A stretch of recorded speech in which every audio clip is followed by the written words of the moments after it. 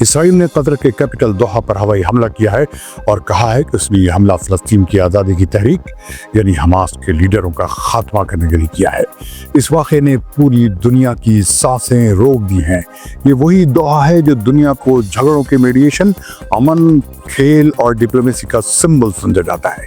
اسرائیل کے اس دہشت گردانہ حملے سے وہ بھی جنگ کی لپیٹ میں آ گیا۔ سوال یہ ہے کہ اسرائیلی حملہ محض ایک فوجی آپریشن تھا یا مڈل ایسٹ کی کہانی میں ایک نیا چیپٹر۔ آج اس ویڈیو میں قطر پر اسرائیلی حملے کی تفصیل، لیکن اس سے پہلے اگر آپ نے اب تک یہ چینل سبسکرائب نہیں کیا ہے تو اسے سبسکرائب کر لیں اور بیل آئیکن کو کلک کرنا نہ بھولیں تاکہ آپ کو ہر نئے ویڈیو کا نوٹیفیکیشن وقت پر ملتا رہے۔ 9 ستمبر کی شام جب سورج ڈوب رہا تھا، دوحہ کے قطارہ علاقے کی فضاؤں میں اچانک دھماکوں کی گونج سنائی دی۔ چند لمحوں بعد آسمان پر کالا دھواں چھا گیا۔ رائٹرز کی رپورٹس کے مطابق یہ حملہ انتہائی پریسائز ایئر اسٹرائکس کا نتیجہ تھا۔ اسرائیلی فوج اور شباک نے ایک جوائنٹ اسٹیٹمنٹ جاری کیا کہ اسرائیلی ایئر فورس نے حماس کی لیڈرشپ پر جو دوحہ میں موجود ہے ایک اسپیشل اور پریسائز حملہ کیا ہے۔ لیکن یہ حملہ اچانک نہیں ہوا ہے۔ چند دن پہلے ہی اسرائیل نے اعلان کیا تھا کہ اس نے قسام بریگیڈ کے اسپوکسمین ابو عبیدہ کو ہلاک کر دیا ہے۔ اس اعلان کے فوراً بعد اسرائیلی چیف آف اسٹاف ایال زمیر نے کہا تھا کہ اسرائیل باہر موجود حماس کے لیڈرز تک بھی پہنچے گا، اور پھر کچھ ہی دنوں میں یہ دھمکی حقیقت بن گئی۔ اسرائیلی پرائم منسٹر بنیامین نیتنیاہو اور ڈیفنس منسٹر اسرائیل کاٹس نے ایک جوائنٹ اسٹیٹمنٹ میں کہا یہ کارروائی مکمل طور پر اسرائیل کی اپنی تھی۔ اسرائیل نے ہی اسے شروع کیا، اسرائیل نے ہی اسے مکمل کیا اور اس کی ذمہ داری بھی اسرائیل ہی پر ہے۔ اب آتے ہیں اس کہانی کی تہ تک۔ قطر ہمیشہ سے فلسطینی کاز کا سب سے بڑا حمایتی رہا ہے۔ سن 2006 میں جب حماس نے غزہ میں الیکشن میں جیت حاصل کی تھی، دنیا کے زیادہ تر ملکوں نے اس سے دوری بنا لی تھی، لیکن قطر نے نہ صرف تعلقات قائم رکھے بلکہ اربوں ڈالر کی ہیومینیٹیرین ایڈ بھیجی۔ دوحہ میں حماس کے پولیٹیکل آفس کی موجودگی اسرائیل کے لیے ایک مستقل درد سر رہی۔ قطر نے کئی بار سیز فائر ڈیلز میں میڈیشن کا رول ادا کیا، چاہے وہ غزہ وار ہو یا قیدیوں کا ایکسچینج۔ یہی وجہ ہے کہ اسرائیل کی آنکھوں میں قطر ہمیشہ ایک فیسیلیٹیٹر نہیں بلکہ ایک سپورٹر آف حماس رہا۔ سن 2017 میں جب قطر پر سعودی عرب، UAE اور بحرین نے بائیکاٹ مسلط کیا، اسرائیلی میڈیا نے خوشی ظاہر کی یہ دوحہ کو حماس سے تعلقات کمزور کرنے پر مجبور کرے گا، لیکن قطر نے اس وقت بھی کہا ہم فلسطینی عوام کی مدد جاری رکھیں گے۔ اس پس منظر میں آج کا حملہ، اس بیک گراؤنڈ میں آج کے حملے کو ایک سیدھا میسج سمجھا جا سکتا ہے۔ یہ کہنا غلط نہیں ہوگا کہ اسرائیل اب دوحہ کو بھی میدان جنگ کا حصہ مان رہا ہے۔ یہ کوئی راتوں رات لیا گیا فیصلہ نہیں تھا۔ اسرائیل آرمی ریڈیو نے کہا کہ یہ آپریشن کئی مہینے سے پلان ہو رہا تھا۔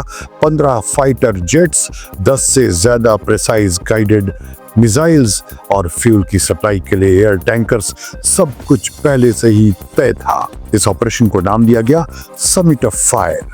یہ نام ہی بتا رہا ہے کہ یہ کارروائی صرف دوحہ کے خلاف نہیں بلکہ ایک بڑے میسج کا حصہ تھی۔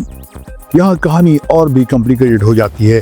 کچھ رپورٹس کے مطابق امریکی پریزیڈنٹ ڈونلڈ ٹرمپ نے حال ہی میں ایک غزہ ڈیل کی پیشکش کی تھی جو شاید ایک ڈسٹریکشن تھی۔ چینل 12 نے دعویٰ کیا کہ ٹرمپ نے اس حملے کے لیے گرین سگنل دیا، لیکن فوراً ہی نیتنیاہو کے دفتر نے اعلان کیا یہ مکمل طور پر اسرائیلی آپریشن تھا، کسی اور ملک کا اس میں کوئی رول نہیں۔ سچ کیا ہے؟ یہ ابھی بھی ایک بڑا سوال ہے۔ کیپٹل دوحہ کے دل پر حملہ ہوا، قطر خاموش تھا؟ یہ ممکن ہی نہیں تھا۔ قطر کی فارن منسٹری نے کہا یہ اسرائیلی حملہ ایک مجرمانہ کارروائی ہے جو انٹرنیشنل لا اور دنیا کے ٹریڈیشنز کی کھلی خلاف ورزی ہے، اور قطر کے شہریوں اور وہاں رہنے اور کام کرنے والے دوسرے ملک کے رہنے والوں کی سیکیورٹی کے لیے خطرہ ہے۔ مزید یہ کہا گیا کہ قطر اپنی سوورینٹی پر حملے کو کبھی برداشت نہیں کرے گا۔ قطر کے ایک پرائیویٹ چینل العربی ٹی وی نے رپورٹ کیا کہ اس حملے میں حماس کے لیڈر خلیل الحیہ کے بیٹے اور ان کے دفتر کے ڈائریکٹر شہید ہوئے۔ کچھ رپورٹس کے مطابق ان کے گھر کے لوگ بھی زخمی ہوئے، لیکن ایک بڑی خبر یہ بھی آئی کہ حماس کا نیگوشیٹنگ ڈیلیگیشن بال بچ گیا۔ اگر وہ نشانہ بن جاتے تو شاید مڈل ایسٹ کی سیاست میں ایک بڑا زلزلہ آ جاتا۔ اسرائیل کے فنانس منسٹر سموٹرچ نے کہا، دہشت گرد اسرائیل کے لمبے ہاتھ سے دنیا کے کسی کونے میں محفوظ نہیں رہ سکتے۔ ایک اور اسرائیلی منسٹر بن گویر نے اسے ایک ہسٹورک ڈیسیژن قرار دیا۔ یہ اسٹیٹمنٹس ظاہر کرتے ہیں کہ اسرائیل اپنی اس کارروائی کو ایک بڑی کامیابی کے طور پر پیش کر رہا ہے۔ حملے کے چند گھنٹوں بعد ہی عرب دنیا اور انٹرنیشنل کمیونٹی سے سخت ری ایکشنز آنے لگے۔ مصر، ترکی، ایران اور کئی دوسرے ملکوں نے اس حملے کی مذمت کی۔ یورپی یونین نے اسے غیر ذمہ دارانہ اقدام کہا، اور سب سے بڑھ کر سوال یہ اٹھنے لگا کہ اگر قطر جیسے ملک کو نشانہ بنایا جا سکتا ہے تو اس علاقے میں کوئی بھی محفوظ نہیں۔ یہ صرف ایک فوجی کارروائی نہیں تھی بلکہ ایک پولیٹیکل میسج بھی تھا۔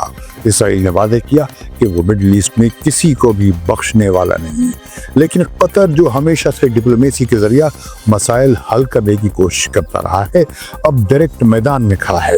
یہی وجہ ہے کہ ایکسپرٹس کہہ رہے ہیں کہ یہ واقعہ صرف ایک حملہ نہیں بلکہ ایک نئے کرائسس کی شروعات ہے۔ یہ ہے دوحہ پر اسرائیلی حملے کی مکمل کہانی۔